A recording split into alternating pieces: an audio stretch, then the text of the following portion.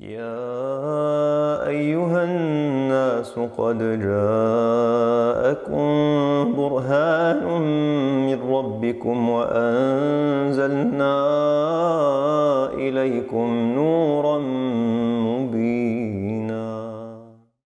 Assalamu alaikum, bienvenue dans ce nouvel épisode d'inspiration coranique. Aujourd'hui, j'ai souhaité partager avec vous un des modèles de prophètes qu'Allah subhanahu wa ta'ala nous donne dans le Coran, qui est en Sayyidina Daoud. Et Allah nous dit que Sayyidina Daoud avait une particularité parmi les prophètes, c'est que Allah subhanahu wa ta'ala lui a permis de l'invoquer en harmonie et en symbiose avec le reste de la création. Allah subhanahu wa ta'ala nous dit Inna sakharna al-jibala ma'ahu yusabbihna bil-ashi wal-ishraq والطير محشورة كل له أواب. Allah subhanahu wa ta'ala nous dit qu'il a assujetti les montagnes pour qu'elles puissent invoquer Allah subhanahu wa ta'ala en compagnie de Sayyidina Daoud. Et de la même manière, les oiseaux aussi invoquaient Allah subhanahu wa ta'ala en compagnie de Sayyidina Daoud. Et donc dans ce modèle prophétique, il y a une inspiration pour chacun d'entre nous, c'est de nous rappeler d'une chose fondamentale, c'est que toute la création qui nous entoure invoque Allah subhanahu wa ta'ala. Que toute la création qui nous entoure est le signe de l'existence, de la grandeur d'Allah subhanahu wa ta'ala. Et donc parfois dans la vie du musulman, on oublie ces moments de méditation. Malheureusement, une grande partie d'entre nous habite des villes et lorsqu'on est dans la ville, on a du mal à observer et à voir toute la grandeur de la nature qu'Allah subhanahu wa ta'ala a créée. Donc ce que je m'invite et que je vous invite à faire, c'est comme Sayyidina Daoud, de nous reconnecter à la nature, de prendre un petit peu de temps pour méditer sur la création des cieux et de la terre, de prendre du temps pour observer le ciel, pour observer le soleil, pour observer les étoiles, pour écouter les chants des oiseaux et se rendre compte, subhanallah, que le chant des oiseaux apaise nos cœurs. Pourquoi? Parce qu'il est le reflet de l'invocation qu'ils font à Allah subhanahu wa ta'ala. Il est le reflet de leur manière de louer Allah subhanahu wa ta'ala. Allah nous dit que toute chose l'invoque, toute chose loue sa grandeur. Mais vous ne comprenez pas leurs invocations, vous ne comprenez pas leurs louanges et leurs tasbih. Mais votre cœur, lui, ressent la grandeur et ressent les louanges qu'il y a dans toute la création.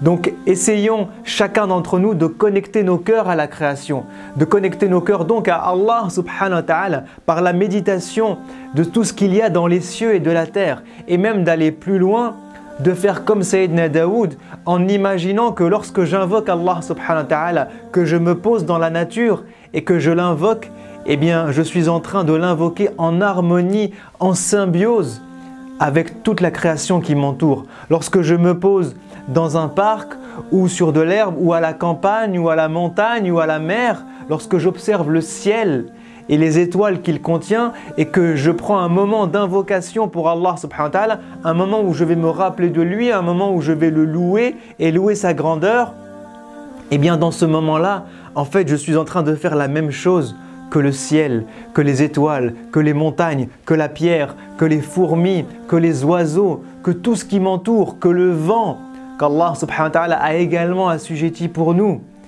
Et donc c'est un moment où je me retrouve avec la création de Dieu et je me rappelle de Dieu tout en étant en harmonie avec tout ce qui m'entoure. Et c'est ce que faisait Sayyidina Daoud. Donc ce prophète était un messager spécial puisque Allah subhanahu wa ta'ala lui a donné, en plus de pouvoir l'invoquer comme nous pouvons le faire, la capacité de comprendre et de faire cette chose-là en parallèle et en harmonie avec toute la création. Et Allah a élevé ce statut-là pour nous montrer combien c'est important de nous connecter à la création, combien c'est important de méditer sur la création des cieux et de la terre, combien c'est important de comprendre que tout ce qui nous entoure est en train d'invoquer Allah et de louer sa grandeur et d'essayer de le faire à notre tour, à notre petite échelle, puisque les cieux et la terre invoquent Allah. Où sont les êtres humains?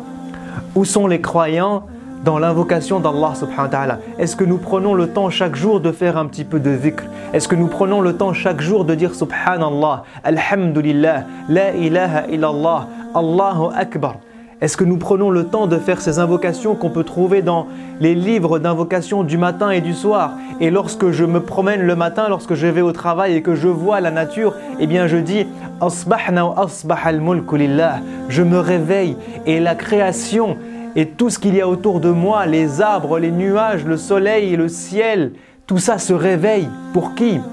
Pour Allah subhanahu wa ta'ala. C'est une des invocations que le prophète sallallahu alayhi wa sallam nous apprend du matin et du soir et qui est une des manières pratiques de nous connecter à la création et d'être en train d'invoquer Allah subhanahu wa ta'ala en même temps que la création. Je m'invite moi-même et chacun d'entre nous à prendre dans nos journées un moment pour invoquer Allah subhanahu wa ta'ala, un moment de dhikr, un moment où juste je loue sa grandeur, je me rappelle de lui et de qui il est. Et si je peux le faire, eh bien en même temps, en observant les cieux et la terre, en méditant sur la création des cieux et de la terre, en étant en harmonie avec les invocations et les louanges des cieux et de la terre, alors ça décuple et ça augmente la beauté de ce moment-là et la proximité que je peux avoir avec Allah subhanahu wa ta'ala à ce moment-là.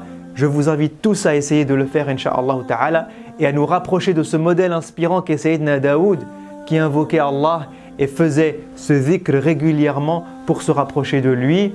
أقول قولي هذا واستغفر الله لي ولكم فاستغفروه. السلام عليكم ورحمة الله وبركاته.